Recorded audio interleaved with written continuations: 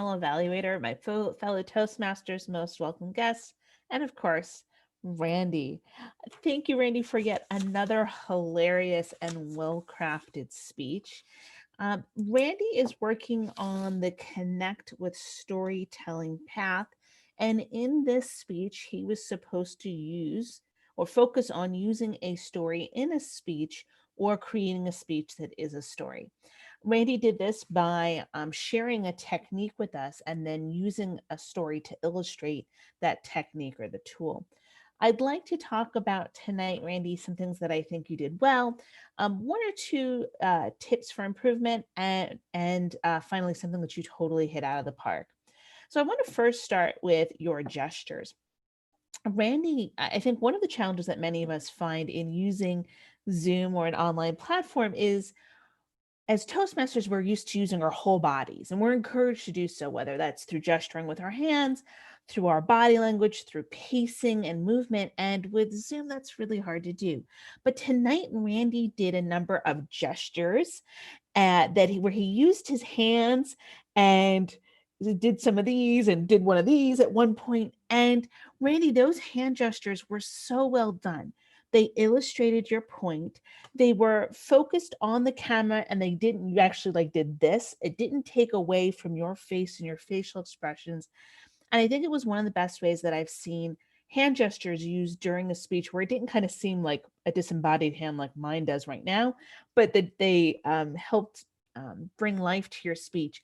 Then you also use some body language that I don't think I've seen another Toastmaster use in Zoom, but also emphasized your speech. There was a point where I think it was when you were talking about that you went back to the house and you didn't get it, and you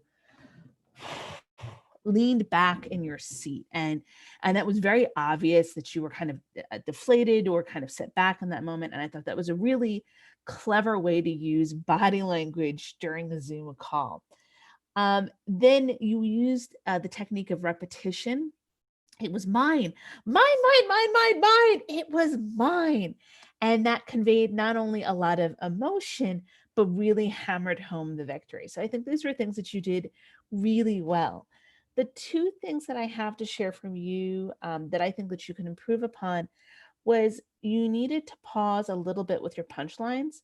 I almost missed your line of "it was due when hell froze over" because you kind of raced through it. And as soon as I heard it, I was like, oh man, you just needed to wait like a half a beat more to really let that land. And the same thing was true with your conclusion. It felt a little bit rushed. So you might have scaled back earlier in your speech on one or two examples to then really allow that conclusion to have a lot of weight and to really punch it at the end, because that's it. Just kind of it. You had a conclusion. It just could have been a little bit more weighty.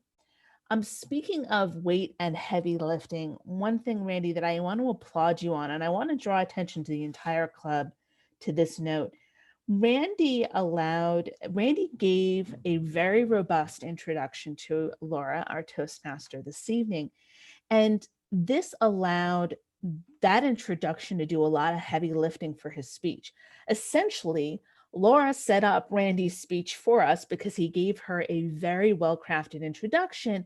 So then Randy was almost able to not give an introduction, but to go right into the body of the speech. And I don't do this, and I know a lot of us don't, and sometimes an introduction can be almost an afterthought. But this was a really great example of how we should be leveraging our introductions to do some work for us as speakers, so then we can then use the time what we do have to maybe get to the heart of what we want to say.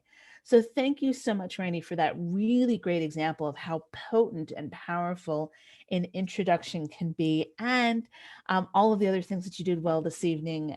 Thank you so much for your speech this evening. Madam General Evaluator. Thank you